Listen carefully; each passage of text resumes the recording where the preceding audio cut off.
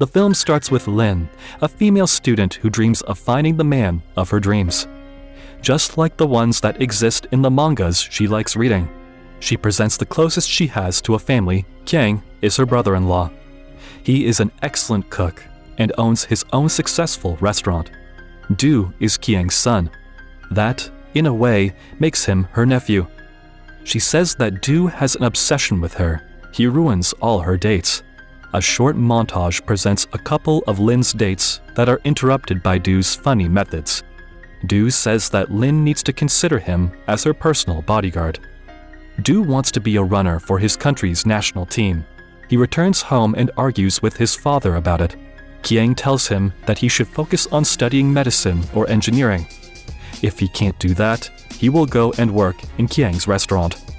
Lin narrates that she went in nursery school and now works as a physical therapist. Do has moved to Bangkok because he got a sports scholarship. Both of them are grown-ups now.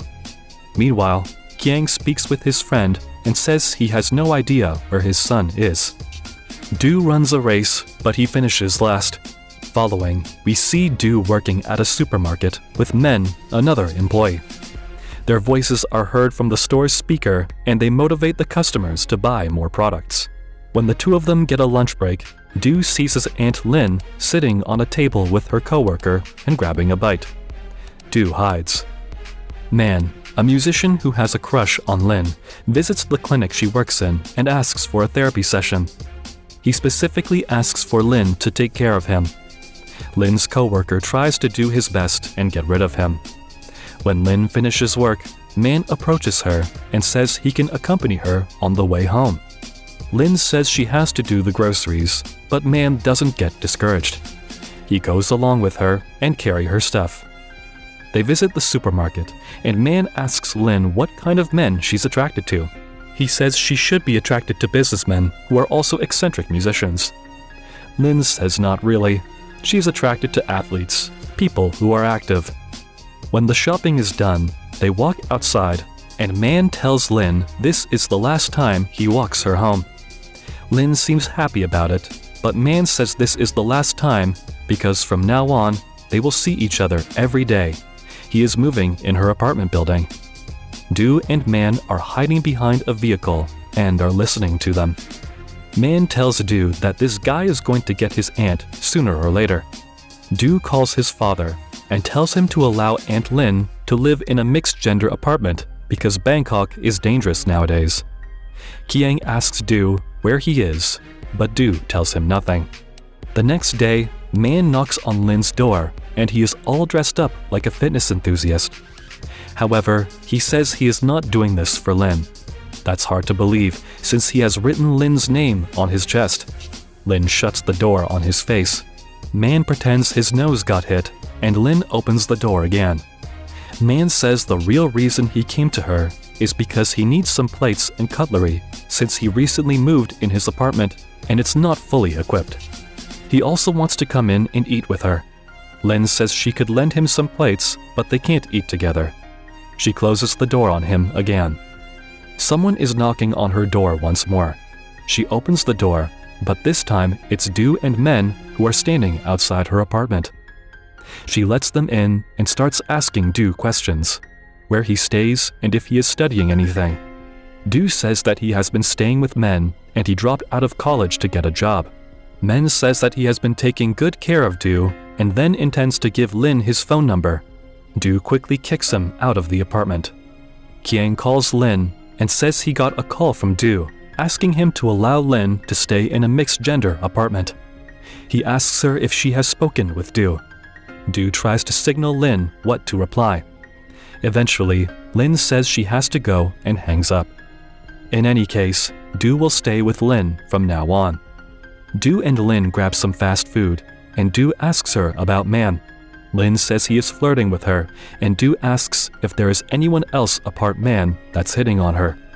Man visits Lin at the hospital again and asks for another treatment.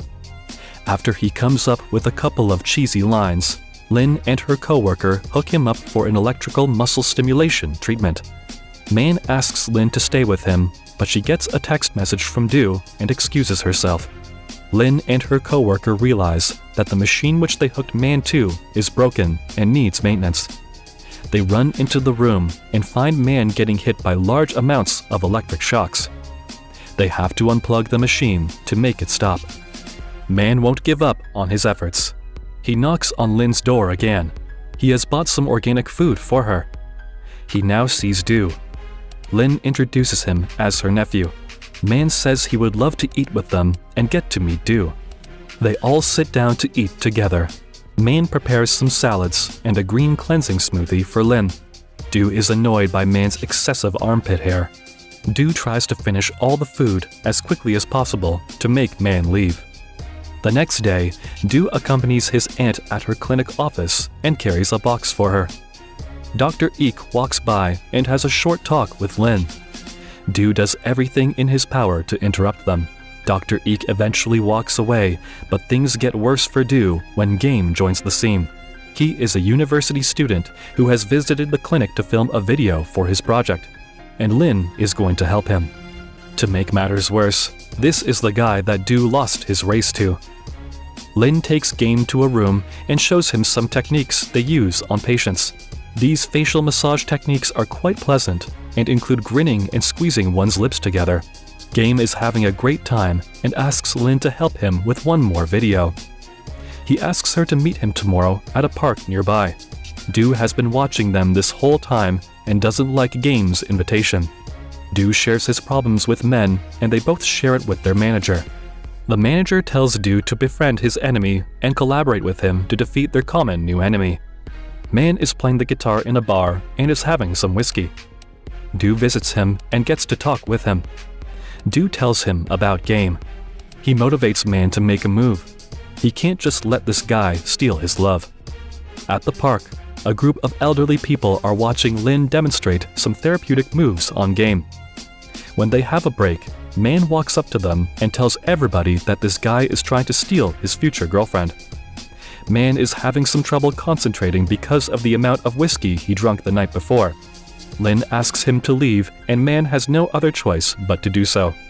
Kiang meets with a royalty agent and negotiates the sale of his restaurant space. The agent sees some pictures on the wall, and one of Kiang's friends explains how Lin is Du's aunt, even though Du is practically older than her. Lin visits the supermarket and tells a female employee that she forgot her shopping bag the other day.